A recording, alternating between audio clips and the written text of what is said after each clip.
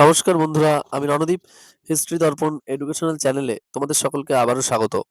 আজ আমাদের আলোচনার মূল বিষয় হলো, তোমরা যারা কল্যাণী ইউনিভার্সিটির অধীনস্থ বিভিন্ন কলেজগুলোতে পড়ছো এবং তোমাদের হিস্ট্রি এসিসি পেপার রয়েছে, অর্থাৎ স্কিল এনহ্যান্সমেন্ট কোর্স, সেই এসিসি পেপার থেকে তোমাদের কি ধরনের প্রশ্ন আসবে তা নিয়েই আজকে আমরা কিন্তু লাস্ট মিনিট সাজেশনের গুরুত্বপূর্ণ প্রশ্নগুলো তোমাদের সামনে তুলে ধরবো।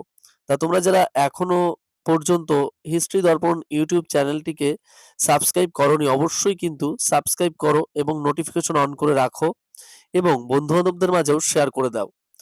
আর এ প্রসঙ্গে আরেকটা কথা বলতেই হয়, তোমাদের আবারও বলছি, তোমরা অনেকেই বলছিলে পিডিএফটা সংগ্রহ করব কি করে। তোমরা স্ক্রিনে দেওয়া নম্বরের মাধ্যমে অথবা ডেসক্রিপশনে দেওয়া নম্বরের মাধ্যমে তোমরা কিন্তু হোয়াটসঅ্যাপের মাধ্যমে যোগাযোগ করতে পারো। আর তোমাদের জন্য আরেকটা সুখবর, যে হিস্ট্রি দর্পণ হোয়াটসঅ্যাপ চ্যানেলের লিঙ্কও কিন্তু এই ভিডিওর ডেসক্রিপশনে দেওয়া রয়েছে। তোমরা অবশ্যই কিন্তু সেখান থেকে দেখে হিস্ট্রি দর্পণ হোয়াটসঅ্যাপ চ্যানেলে যুক্ত হয়ে যাও এবং সব খবর এবং সবার আগে আপডেট কিন্তু তোমরা সেখানে পেয়ে যাবে।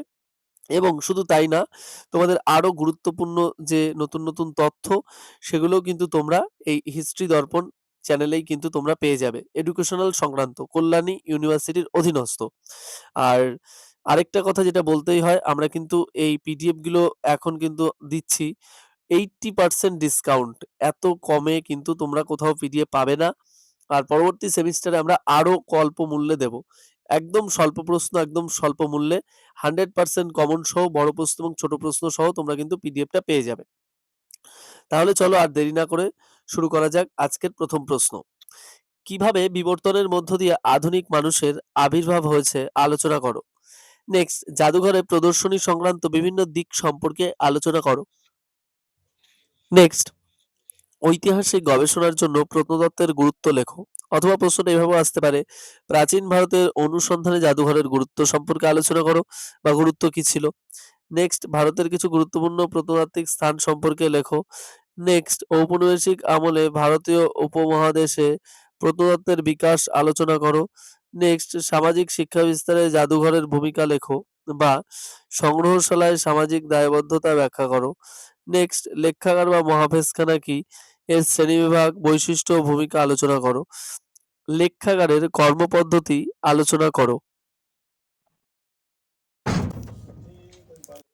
নেক্সট যে প্রশ্নটা তোমাদের পড়তে হবে, সামাজিক শিক্ষা বিস্তারে জাদুঘরের ভূমিকা লেখো বা সংগ্রহশালায় সামাজিক দায়বদ্ধতা ব্যাখ্যা করো।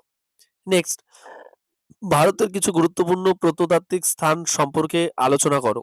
নেক্সট, ঔপনিবেশিক আমলে ভারতীয় উপমহাদেশে প্রত্নতত্ত্বের বিকাশ আলোচনা করো। নেক্সট, লেখাগার বা মহাফেজখানা কি, এর শ্রেণীবিভাগ, বৈশিষ্ট্য ও ভূমিকা আলোচনা করো। দু একটা প্রশ্ন আবার রিপিট বলে দিলাম তোমাদের সুবিধার্থেই, কারণ এই প্রশ্নগুলো কিন্তু মোস্ট ইম্পর্টেন্ট। নেক্সট, লেখাগারের কর্মপদ্ধতি আলোচনা করো।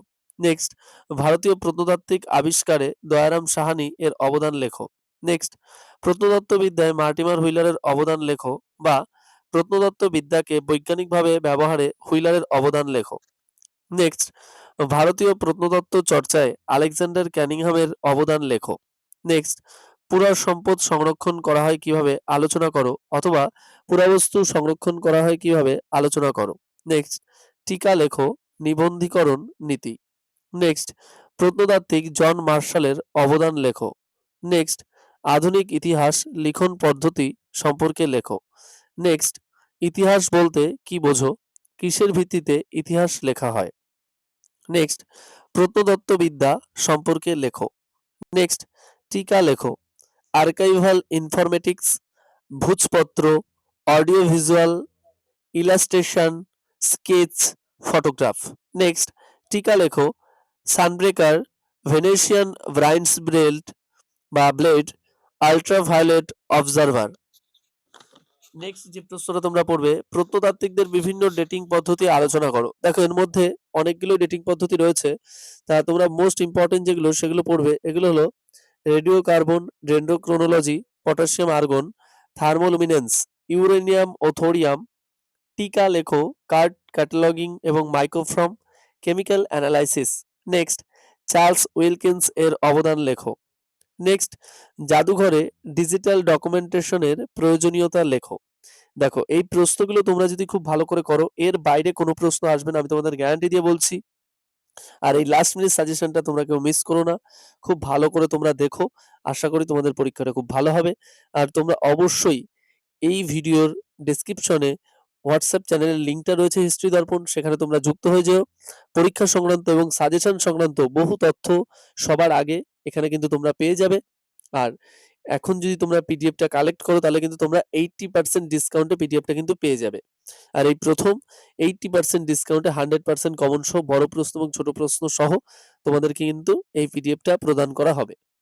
আর তোমাদের যদি মনে হয় যে আরো কিছু দরকার, অবশ্যই তাহলে তোমরা কিন্তু কমেন্ট বক্সে জানাবে। আর সাবস্ক্রাইব করতে একদম ভুলবে না। বন্ধু-বান্ধবদের মাঝে শেয়ার করতেও ভুলো না। আর ভিডিওটি সম্পূর্ণ দেখার জন্য তোমাদের সকলকে অসংখ্য ধন্যবাদ। সকলে ভালো থাকবে, সুস্থ থাকবে। দেখা হচ্ছে পরবর্তী ভিডিওতে। আর তোমাদের হিস্ট্রি মাইনর, বেঙ্গলি মাইনর এবং পলিটিক্যাল সায়েন্স মাইনরের লাস্ট মিনিট সাজেশন গুলো কিন্তু আমি এই পরপর তোমাদের পরবর্তী ভিডিওতে আলোচনা করে দেব।